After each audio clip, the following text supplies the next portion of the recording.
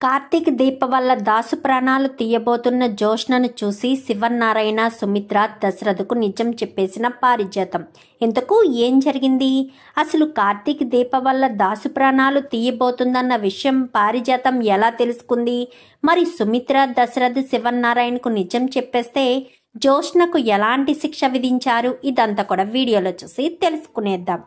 కార్తీక దీపం సీరియల్లో రాబోయే ఎపిసోడ్స్లో ఏం జరగబోతుందో ముందుగా తెలుసుకోవాలి అనుకుంటే వీడియోని లైక్ చేయండి. ఇంతకు ఏం జరుగుతుందంటే జోష్న దీప కడుపులో ఉన్న బిడ్డను ఏదో రకంగా అంతం చేయాలని ప్లాన్లు వేయాలని నిర్ణయించుకుంటుంది. ఇటు దాసు ఇచ్చిన వార్నింగ్ కూడా జోష్న కంగారు పడిపోతుంది. పారిజాతానికి మాత్రం ఏ విషయం చెప్పదు. ఎందుకంటే పారిజాతానికి చెప్పిన మరుక్షణం దీపే ఇంటి అసలైన వారసురాలు అన్న విషయం ఏదో రకంగా బయటకు వచ్చేస్తుంది అన్న భయం జోష్నకు. ఎందుకంటే పారిజాతం జోష్న మీద అప్పుడప్పుడు రివర్స్ అవుతుంది కాబట్టి ఏ ఆవేశంలో అయినా సరే నిజాన్ని బయట పెట్టే అవకాశం ఉంది. పైగా పారిజాతానికి నోరు జారే అలవాటు కూడా ఉంది కాబట్టి ఏదో రకంగా నిజాన్ని బయటకు వచ్చేసేటట్టు చేస్తుందని జోష్న టెన్షన్ పడుతూనే దీప కడుపులో ఉన్న బిడ్డను అంతం చేయాలని ప్రయత్నం చేస్తుంది. ఇంకా ఇంటికి వచ్చి శ్రీధరు జోష్న డబ్బులు తీసిందని చెప్పడంతో ల్యాండ్ కొన్నాను అని చెప్తుంది. నిజానికి ఆ ల్యాండ్ కొన్నది సుమిత్ర పేరు మీద అయినా కానీ ల్యాండ్ జోష్న కోసమే కొనుక్కుంటుంది. ఎందుకంటే రేపన్న రోజున దీపే ఇంటి అసలైన వారసురాలన్న విషయం బయటపడితే తనకంటూ ఏదొక ప్రాపర్టీ ఉండాలి కాబట్టి జోష్న కొంచెం తెలివిగా ఆలోచించి నేనే సీఈఓగా ఉంటాను కాబట్టి లాస్లో చూపించవచ్చు అని ముందుగానే తెలివితేటలు ఉపయోగించి చేస్తుంది.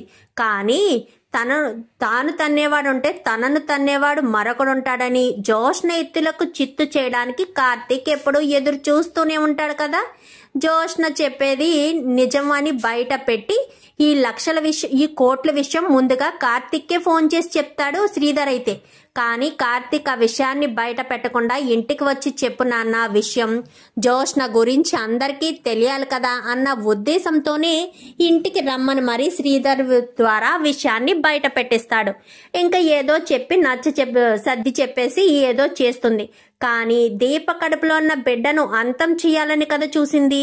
ఇంకా దీప లోపలికి వెళ్తూ ఉండగా తన కాలు నడ్డు పెట్టడంతో దీప ముందుకు పడబోతుంది.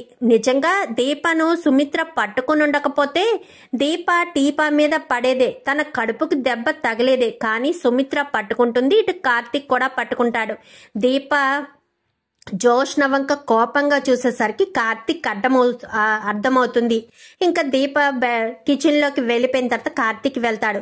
నువ్వు పడిపోవడానికి కారణం జోష్నే కదా అని చెప్పనేసరికి అది బావా అని చెప్పాను. కానీ చెప్పు, నాకు తెలుసు నువ్వు పడిపోవు, చాలా జాగ్రత్తగా ఉంటావు, అందులోనూ కడుపు విషయంలో బిడ్డ విషయంలో చాలా జాగ్రత్తగా ఉంటావు. అలాంటిది నువ్వుగా పడ్డావు అంటే నేను నమ్మను.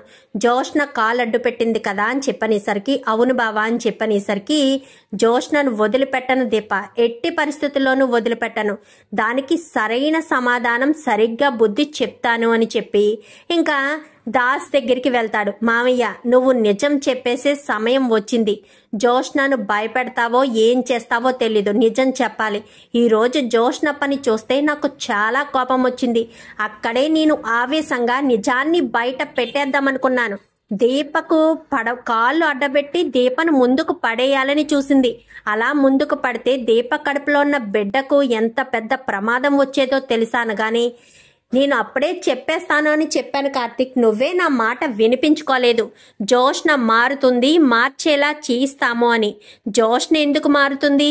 జోష్న పెరిగింది ఎవరి పెంపకంలో? మా అమ్మ పెంపకంలో. మా అమ్మే 7 ఆకులు చదివిందంటే జోష్న అంతకు మించి ఎక్కువ కుట్రలు కుతంత్రాలతోనే నిండిపోయింది తన మనసంతా. ఎప్పుడెప్పుడు దీప కడుపులోని బిడ్డకు ప్రమాదం తలపెట్టాలని చూస్తుందనే నేను తనకి వార్నింగ్ కూడా ఇచ్చాను అంటూ ఇంకా దాసు చెప్తాడు. సరే మామయ్య, సమయం చూసుకుని నేను మళ్ళీ ఫోన్ చేస్తాను, ఎట్టి పరిస్థితుల్లో నిజాన్ని బయట పెట్టేయాలి అని చెప్పాను. కానీ సరేనని ఇంకా దాసు చెప్తాడు. జోష్న గదిలోకి వెళ్ళిపోయిన తర్వాత జోష్న చెంప పగలగొడుతుంది పారిజాతం. ఎందుకు కొట్టావు గ్రాని అనగానే దీపకాళ్ళకు అడ్డు పెట్టింది నువ్వే కదా అని చెప్పనేసరికి అది నేనెందుకు పెడతాను అనగానే నాకు తెలియదు అనుకుంటున్నావా? దీప రావడం నువ్వు రావడం రెండు ఒకేసారి జరిగాయి. దీప చాలా జాగ్రత్తగా నడుస్తుంది, అలాంటిది ముందుకు పడబోయిందంటే నువ్వు కాలు అడ్డ పెట్టావని నేను అర్థం చేసుకున్నాను. నీకు పిచ్చా ఏంటి? నువ్వు ప్రయత్నాలు చేస్తానంటే చేసినప్పుడు చూద్దాంలే అని ఊరుకున్నాను. నువ్వసలు ఏం చేస్తున్నావో తెలుస్తుందా? తెలిసి కడుపులో ఉన్న బిడ్డను అంతం చేయాలని చూడడం ఏంటి జోష్న అని చెప్పనేసరికి అలా అంతం చేయకపోతే ఏం చేయాలో తెలియని పరిస్థితికి నేను వెళ్ళిపోతాను. ఈ ఇంటి వారసురాలు బయట పడిపోతుంది అని చెప్పనేసరికి ఏం మాట్లాడుతున్నావు జోష్న? ఇంటి వారసురాలు బయటపడడం ఏంటి? నువ్వు నా దగ్గర ఏదో నిజం దాస్తున్నావు కదా. ఇంటి వారసురాలు ఎవరు? దీపే కదా. నిజం చెప్పు జోష్న. నువ్వు ఎన్నోసార్లు నా దగ్గర మాట జారావు, కానీ నిజాన్ని బయట పెట్టలేదు. ఇప్పుడు నువ్వు చేస్తుంది ప్రతి ఒక్కటి తెలుస్తుంది నాకు. జోష్న నిజం చెప్పు, దీపే కదా ఇంటి అసలైన వారసురాలు అని చెప్పనేసరికి అవును, దీపే ఇంటి అసలైన వారసురాలు. ఏంటి ఇన్ని రోజులు ఈ విషయం నాకు తెలిసినా ఎందుకు చెప్పలేదో తెలుసా? నువ్వెక్కడ నిజం బయట పెట్టేస్తావేమోనని అని చెప్పాను, కానీ నేనెందుకు బయట పెడతానే అని చెప్పాను. కానీ నువ్వు బయట పెట్టకపోయినా నీ కొడుకు బయట పెడతాడు, ఖచ్చితంగా బయట పెడతాడు. అలా బయట పెట్టే పరిస్థితి వస్తే ఎట్టి పరిస్థితుల్లో ఎవరిని వదిలిపెట్టను. నా ఉనికికి ఏదైనా అపాయం కలుగుతుంది అంటే అస్సలు ఊరుకోను గ్రాని అని చెప్పి జోష్న చాలా గట్టిగానే చెప్తుంది. చెప్పేసేసరికి ఒక్కసారిగా పారిజాతం స్టన్ అయిపోతుంది. అంటే ఇన్ని రోజులు నాకు చెప్పకుండా ఈ నిజాన్ని దాచిపెట్టావా అనగానే పెట్టాను, మరి ఏం చేయమంటావు? నీకు నిజం చెప్పిన మరుక్షణం నీ నోటిలో నిజం ఆగదు కదా. దీపే ఇంటి వారసురాలు అన్న విషయం ఏదో క్షణంలో బయట పెట్టేస్తావు అని చెప్పి అనేసరికి చూడు గ్రాని, నీకు వార్నింగ్ ఇచ్చాను, నీ కొడుకు కూడా వార్నింగ్ ఇచ్చాను. నేను ఇంటి వారసురాల్ని కాదు, దీపే ఇంటి అసలైన వారసురాలు అన్న విషయం బయట పడితే మాత్రం వదిలిపెట్టేదే లేదు అని చెప్పి ఇంకా జోష్న మాత్రం చెప్పేసేసరికి పారిజాతం ఆలోచనలో పడుతుంది. అసలు దీనికి నిజం ఎప్పుడు తెలుసు? దీపే ఇంటి అసలైన వారసురాలన్న విషయం ఎప్పుడు తెలిసింది అని చెప్పి కూర్చుని ఆలోచిస్తూ ఉంటుంది. కూర్చుని ఆలోచించేసరికి దీపం మీద అటాక్లు ఎప్పుడు స్టార్ట్ చేసింది ఇది అని ఆలోచించేసరికి దీప కార్తీక్ పెళ్ళి అయిన తర్వాత దీనికి నిజం తెలిసినట్టుంది. లేదంటే ముందు తెలుసుంటే దీని మీద ఎప్పుడు అటాక్ చెయ్యలేదు. దీపం మీద ఎప్పుడు చేసింది? కార్తీక్ నుంచి దూరం అవుతాడేమోనని నరసింహతో ప్లాన్ చేసింది. అప్పటికి కార్తీక్ మీద ప్రేమతో చేసింది. ఆ తర్వాత ఇద్దరిని అంతం చేయాలని 2-3 సార్లు ప్రయత్నించింది. అయితే అప్పుడే దానికి తెలిసినట్టుంది అని చెప్పి ఇంకా పారిజాతం కాస్త అనుకుని, అంటే దాసు మీద కూడా అటాక్ చేసింది ఇదేనా? ఖచ్చితంగా దాస్కి ఏదైనా జరిగిందంటే దీనివల్లే జరుగుతుంది. దాస్కి ఎవరు బయట శత్రువులు ఉండరు, ఎందుకంటే వాడు ఎవరికి ఎలాంటి హాని తలపెట్టేవాడు కాదు అని చెప్పి అనుకుంటుంది. ఇంకా జోష్న అయితే పారిజాతం అయితే అనుకున్న తర్వాత ఇంకా మళ్ళీ జోష్నతో మాట్లాడదాము అన్న ఉద్దేశంతో పారిజాతం వెళ్ళేసరికి అప్పుడే జోష్నకు దాసు నుంచి ఫోన్ వస్తుంది. ఎందుకు ఫోన్ చేసావు అని చెప్పనేసరికి ఏంటి ఈరోజు దీపను పడేయడానికి చూసావంట అని చెప్పనేసరికి నీకెలా తెలుసు అని చెప్పాను. కానీ నాకు ఎలా తెలిసినా నువ్వు అక్కడ ఏం చేసినా నాకు తెలుస్తుంది అని నీకు ఆల్రెడీ చెప్పాను. చెప్పినా నా మాట వినిపించుకోకుండా, నా మాట లెక్క చేయకుండా నువ్వు నీకు ఇష్టం వచ్చినట్టు నీకు నచ్చినట్టు చేసావు జోష్న. నేను నిన్ను వదిలిపెట్టేది లేదు. ఎట్టి పరిస్థితుల్లో దీపే ఆ ఇంటి అసలైన వారసురాలన్న విషయం నేను చెప్పేస్తాను, ఖచ్చితంగా చెప్పేస్తాను. నువ్వు మారతావు, మార్పు వస్తుంది నీలో అని అనుకున్నాను. నీలో చచ్చిన మార్పు రాదని నాకు క్లియర్గా అర్థమైంది. అందుకే నిన్ను వదిలిపెట్టేది లేదు జోష్న అంటూ ఇంకా గట్టిగానే చెప్తాడు దాసు. అయితే నేను నిన్ను వదిలిపెట్టే సమస్య లేదు, నీకు ప్రమాదం మూడింది అని చెప్పి జోష్న మాట్లాడేసరికి ఒక్కసారిగా షాక్ అయిపోతాడు. ఇంకా దాసు పెద్దగా షాక్ అయినా దేనికి లెక్క చేయనివాడు. కానీ దాసుకి ఎప్పుడైతే ఇలా వార్నింగ్ ఇస్తుందో జోష్న అదంతా చూస్తుంది పారిజాతం అయితే. అంటే నా కొడుకుని ఇంతకు ముందు ఏదో చేయడానికి ప్రయత్నించింది జోష్నేనన్నమాట. అంటే ఇప్పుడు కూడా అదే ప్రయత్నం చెయ్యబోతుంది అన్న విషయం గమనిస్తుంది పారిజాతం. కానీ ఇంటికొచ్చి చెప్తాను అన్నాడు కదా, ఎక్కడ ఇంటికొచ్చి చెప్పేస్తాడేమోనని భయపడుతూ ఉంటుంది పారిజాతం. పారిజాతంతో పాటు జోష్న కూడా భయపడుతూ అస్తమాను బయటికి వెళ్ళి చూస్తూ ఉంటుంది. జోష్ననే గమనిస్తున్న పారిజాతం కాస్త అలా చూసేసరికి దాసు గేటు తీసుకురావడం చూసిన పారిజాతం గబగబా కిందకి వెళ్ళేలోపే జోష్న వెళ్ళి దాసుని అడ్డుకునే ప్రయత్నం చేసి తన తల మీద ఇంతకు ముందు ఎలా అయితే రాడ్డుతో కొట్టిందో సేమ్ అలానే కొట్టేసేసరికి అప్పుడే పారిజాతం చూసి జోష్న అంటూ గట్టిగా పిలుస్తుంది. గట్టిగా పిలిచేసరికి అక్కడ రాడ్డుని వదిలేసి అక్కడి నుంచి జోష్న వెనక్కు గుండా పారిపోతుంది. వెంటనే దాసుని కాస్త పారిజాతం పట్టుకుని దశరథ అని పిలిచేసరికి దశరథ వస్తాడు. వచ్చేసరికి ఏమైంది పిన్ని, దాసుని ఎవరు కొట్టారు అని చెప్పాను. కానీ అదంతా తర్వాత చెప్తాను, ముందు దాసును హాస్పిటల్కి తీసుకువెళ్ళాలి అనగానే రా పిన్ని అని చెప్పి వెంటనే కారులో ఎక్కించుకుని హాస్పిటల్కి తీసుకువెళ్తారు. హాస్పిటల్కి తీసుకెళ్తున్నంతసేపు పారిజాతం ఏడుస్తూనే ఉంటుంది. ఇదంతా ఖచ్చితంగా మళ్ళీ జోష్నే చేసుంటుంది. జోష్నకు మాత్రమే దాసుతో ఏదో ప్రమాదం ఉంది, అందుకనే దాసుని అంతం చేయాలని జోష్న ప్రయత్నిస్తుంది అని చెప్పి దాసుని కొట్టింది ఎవరు పిన్ని అని చెప్పాను. కానీ ఇప్పుడు నేను ఏమీ చెప్పలేను దశరథ అని చెప్పాను. కానీ నువ్వు చెప్పకపోయినా నాకు తెలిసిలే పిన్ని, దాసును కొట్టింది జోష్నే కదా అని చెప్పనేసరికి ఒక్కసారిగా షాక్ అవుతుంది. ఆ విషయం నీకెలా తెలుసు అని చెప్పాను. కానీ ఇంతకు ముందు దాసును కొట్టింది కూడా జోష్నే కదా అని చెప్పనేసరికి అంటే నువ్వు చూసావా అనగానే దాసును కాపాడిందే నేను పిన్ని. ఆ రోజు జోష్న నుంచి దాసుని కాపాడకపోయి ఉంటే ఈ పాటికి దాసు ఎప్పుడో చనిపోయి ఉండేవాడు. నీ ముందు ప్రాణాలతో తిరిగేవాడు కాదు. మరి ఈ రోజు ఎందుకు కొట్టిందో నాకు తెలియడం లేదు. అసలు దాసు మీద ఇలా అటాక్ చేయడానికి కారణం ఏంటో అర్థం కావట్లేదు. దాసు ఎవరికి ఎలాంటి అపాయం తలపెట్టేవాడు కాదు. మరి అలాంటిది ఎందుకు దాసు మీద జోష్న ఇంత పగపట్టిందో అస్సలు అర్థం కావట్లేదు అని చెప్పి ఇంకా దశరథ మాట్లాడేసరికి అది అది అది అని చెప్పాను. కానీ చెప్పు, నీకేమైనా తెలుసా పిన్ని అని చెప్పనేసరికి అది అది అని చెప్పాను. కానీ ఈలోపు హాస్పిటల్ వచ్చేస్తుంది. ఈలోపు స్ట్రెచ్చర్ మీద దాసుని కాస్త హాస్పిటల్లో జాయిన్ చేస్తారు. జాయిన్ చేసేసరికి దాసుకి కట్టు కడతారు. కట్టు కట్టిన తర్వాత దశరథు బయట నిలబడతాడు. బయట నిలబడేసరికి అమ్మ నర్సు అని చెప్పాను. కానీ చెప్పండి అనగానే లోపల ఉన్నది నా కొడుకు, నా కొడుకుకి ఏ ప్రమాదం జరగకుండా నువ్వే చూడమ్మా అని చెప్పనేసరికి మీరెక్కడికి వెళ్తున్నారు అనగానే నాకు ఒక అర్జెంటు పని ఉంది, నేను ఆ పని మీద వెళ్తున్నాను అంటూ ఇంకా చెప్తుంది. చెప్పేసరికి ఎవరొకరు ఉండాలండి అనగాని సరేనని వెంటనే కాశీకి ఫోన్ చేస్తుంది. కాశీకి ఫోన్ చేసేసరికి కాశీ వస్తాడు. మీ నాన్నను చూడు అనగానే ఎక్కడికి వెళ్తున్నావు నానమ్మ అని చెప్పాను. కానీ మీ నాన్నను చూసుకో అని చెప్పి వెళ్తూ దశరథ కాస్త డబ్బులు కాశీ చేతిలో పెడతాడు.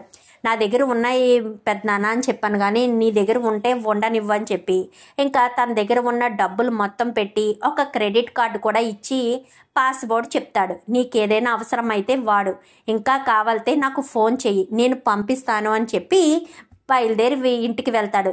ఏంటి పిన్ని, కొడుకు దగ్గర ఉండకుండా ఇంత అర్జెంటుగా ఇంటికి వచ్చేస్తున్నావు అనగానే ఆలస్యం చేయకూడదు దశరథ, నిజం బయట పెట్టేయాలి, లేదంటే ప్రాణాలు పోయే పరిస్థితి వస్తుంది.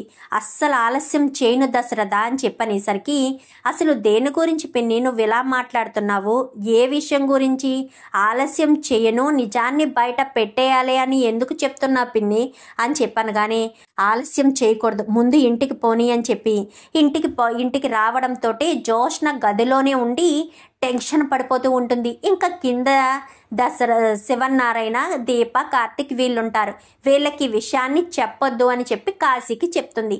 చెప్పేసేసరికి ఇంకా వీళ్ళు ఇటు నుంచి ఇటే బయటికి వెళ్ళారు కాబట్టి ఇక్కడ ఏం జరిగిందన్న విషయం ఇంట్లో వాళ్ళకు కూడా తెలీదు.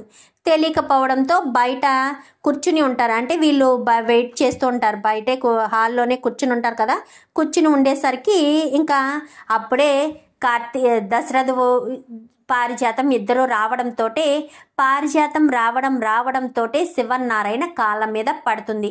కాళ్ళ మీద పడేసరికి ఏం జరిగింది, నువ్వెందుకు నా కాళ్ళు పట్టుకున్నావు అని చెప్పాను కానీ నన్ను క్షమించండి అని చెప్పనేసరికి ఏం తప్పు చేశావు, అసలు మీ ఇద్దరు ఎక్కడికి వెళ్ళారు అని చెప్పాను కానీ నేను చెప్తానండి అని చెప్పాను, నన్ను క్షమించండి అనగానే ఇంతకీ ఏం తప్పు చేశావు పారిజాతం అనగానే మీ కుటుంబానికి తీరని అన్యాయం చేశాను, మీ కుటుంబానికి తీరని ద్రోహం చేశాను అని చెప్పి ఏడుస్తూ ఉంటుంది.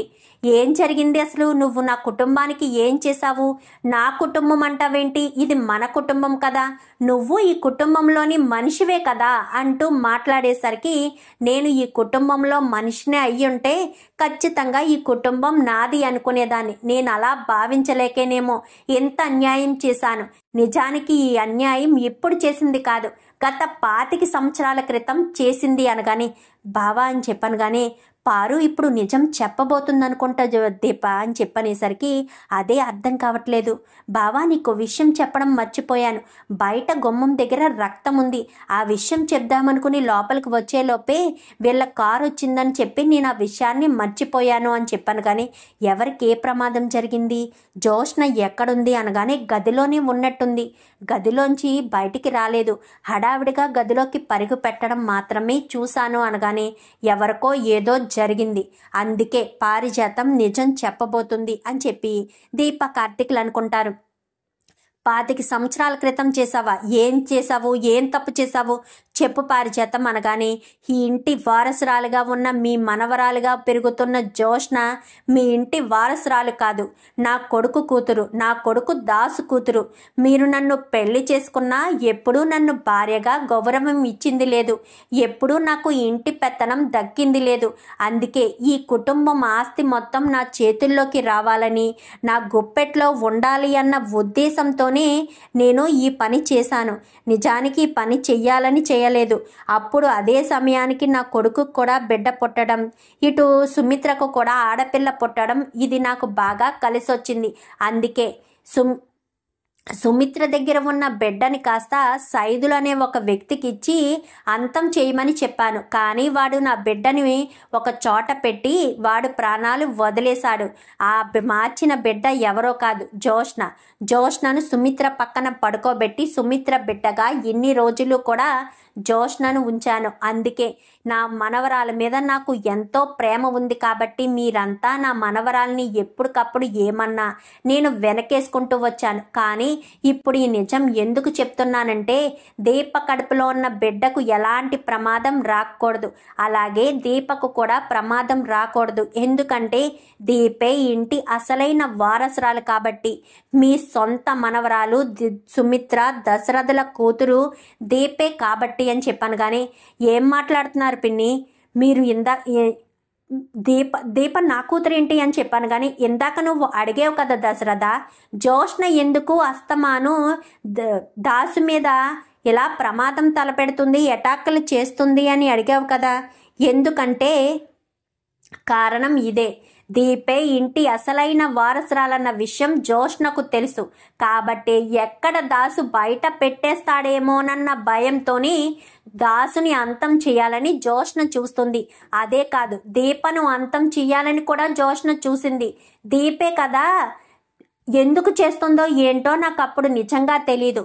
కార్తీక్ని పెళ్లి చేసుకుందన్న ఉద్దేశంతోనే కార్తీక్ మీద ఇష్టం తగ్గకే జోష్న దీపం మీద అటాకులు చేస్తుంది అని అనుకున్నాను కానీ దీపే ఇంటి అసలైన వారసురాలని, తనకు పుట్టబోయే పసిగొడ్డును కూడా అంతం చేయడానికి సిద్ధపడుతుందన్న విషయం తెలుసుకున్నాను.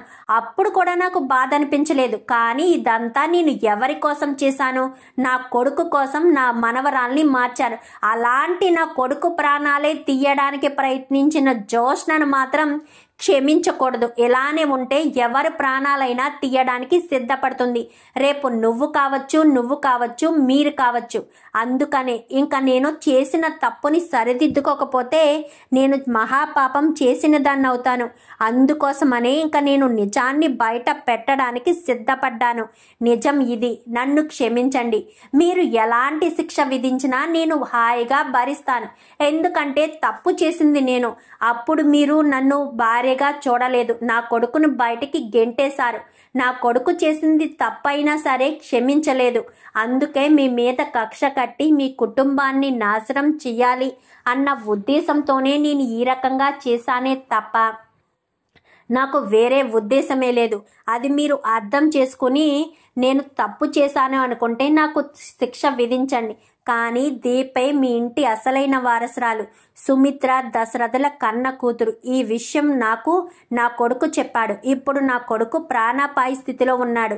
ఎందుకంటే జోష్నే దాసును కొట్టి అంతం చేయాలని చూసింది. సరైన సమయానికి నేను దశరథు తీసుకువెళ్ళి హాస్పిటల్లో జాయిన్ చేసి వస్తున్నాము. మళ్ళీ నా కొడుక్కి ప్రమాదం తలపెడుతుందని లేదా నాకే ప్రమాదం తలపెడుతుందేమోనన్న భయంతోనే నేను ఈ నిజాన్ని చెప్పి నేను చేసిన తప్పుని సరిదిద్దుకోవాలి.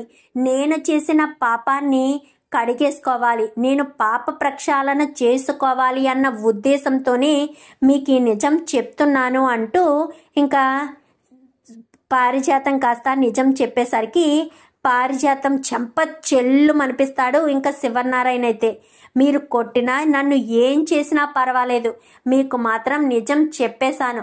నేను అప్పుడు చేసిన తప్పుని ఇప్పుడు సరిదిద్దుకుంటున్నాను అనగానే జోష్న ఎక్కడుంది అత్తయ్య గారు అని చెప్పాను. కానీ పైనుంది అని చెప్పనేసరికి నాకు ఇప్పుడు అర్థమవుతుంది. ఆ రోజు దీప ఆవేశంగా ఇంటికి వచ్చి నన్ను నా బిడ్డని అంతం చేయాలని జోష్న చూసింది అన్నప్పుడు నా కూతురు అలా చేసే మనిషి కాదు అనుకున్నాను. కానీ అది కావాలని చేసిందని ఇప్పుడు అర్థమవుతుంది. ఈ రోజు ఉదయం కూడా దీప పడిపోవడానికి కారణం జోష్న అని ఇప్పుడు నాకు క్లియర్గా అర్థమవుతుంది. కార్తీక్, జోష్నకు దీప మీద ఉన్నది ఈర్ష్య అనుకున్నాను కదా. ఈర్ష్య కాదు, పగ. తనే ఇంటి వారసురాలన్న విషయం ఎక్కడ బయట పడిపోతుందేమోనన్న భయం.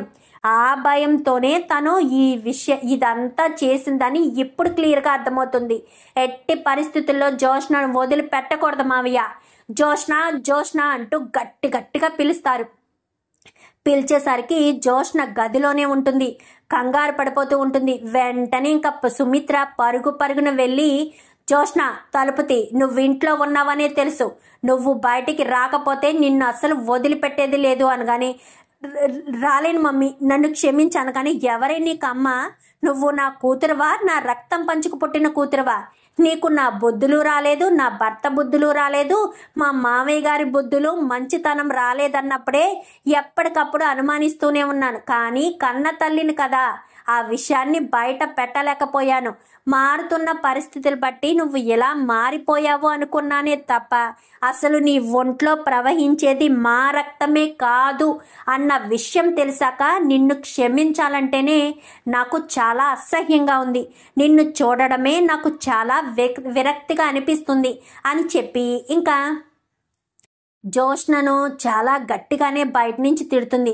తిట్టేసరికి నువ్వు తలుపు తీస్తావా, తలుపు బద్దలు కొట్టుకుని లోపలికి రమ్మంటావా అని చెప్పనేసరికి అది కాదు గ్రాని అది కాదు అమ్మ అని చెప్పాను. కానీ తలుపు తీసుకుని మరి జోష్న తలుపు తీయడంతో ఇంకా జుట్టు పట్టుకుని పైనుంచి కూడా కిందకు తీసుకొచ్చి అలా దీప కాళ్ళ మీదకి తోసేస్తుంది సుమిత్ర. అయితే తోసేసేసరికి ఇంకా సుమిత్ర అలా రెక్క పట్టుకుని పైకి లేపి ఆ చెంప ఈ చెంప వాయగొట్టి నా కూతుర్ని అంతం చేయాలని చూస్తావా? మేము నీ తల్లిదండ్రులు కాదనే కదా మమ్మల్ని విడిపోవాలనే నువ్వు ఆ రోజు అంత గొడవ పెట్టావు. నేనే నీ కన్న తల్లినయ్యుంటే నేను ఇంటి గడప దాటి వెళ్ళేటప్పుడు నువ్వు చూస్తూ ఊరుకునేదానివా? ఊరుకునే దానివి కాదు కదా. నేను నీ కన్న తల్లిని కాదు కాబట్టే కదా నువ్వు నన్ను అస్సలు పట్టించుకోకుండా నీ ఇష్టం వచ్చినట్టు నువ్వు చూస్తూ ఊరుకున్నావు. అంతకుముందు కూడా గొడవ పెట్టావు. ఏవండి, ఇప్పుడు వరకు నేను ఈ విషయం చెప్పలేదు. ఆ రోజు మంగళసూత్రాలు తీయడానికి కారణం నేనే కావచ్చు, కానీ తీయించింది మాత్రం జోష్న. తను ప్రాణాలు తీసుకుంటానని నన్ను బెదిరించడం వల్లే నేను ఆ రోజు మంగళసూత్రాలు తీయాల్సిన పరిస్థితి వచ్చింది అని చెప్పి సుమిత్ర అప్పుడు జరిగిన విషయం కాస్త మొత్తం బయట పెట్టేసరికి ఇంకా జోష్నకు ఏం చేయాలో అర్థం కాదు. ఇంకా అందరూ కూడా అలా చూస్తూ ఉంటారు. చూస్తూ ఉండేసరికి శివనారాయణ జోష్న మీద చాలా సీరియస్ అవుతారు. అందరూ కూడా జోష్నని నానా మాటలు అంటారు. మరి ఇప్పుడు జోష్నకు ఎలాంటి శిక్ష విధిస్తారు? పారిజాతం ఇంట్లో ఉంటుందా? ఇంట్లోంచి బయటకు గెంటేస్తారా? మరి అక్కడ దాసు పరిస్థితి ఏంటి? ఇదంతా కూడా రాబోయే ఎపిసోడ్స్లో చూసి తెలుసుకునేద్దాం. మా వీడియో కనుక మీకు నచ్చినట్లయితే వెంటనే లైక్ చేసి మా ఛానల్ని సబ్స్క్రైబ్ చేసుకుని పక్కనే ఉన్న బెల్ సింబల్లో ఆల్ పై క్లిక్ చేయండి. ఎలా చేయడం వల్ల మేము పెట్టే ప్రతి వీడియో కూడా నోటిఫికేషన్ రూపంలో చూడగలుగుతారు. Thank you for watching.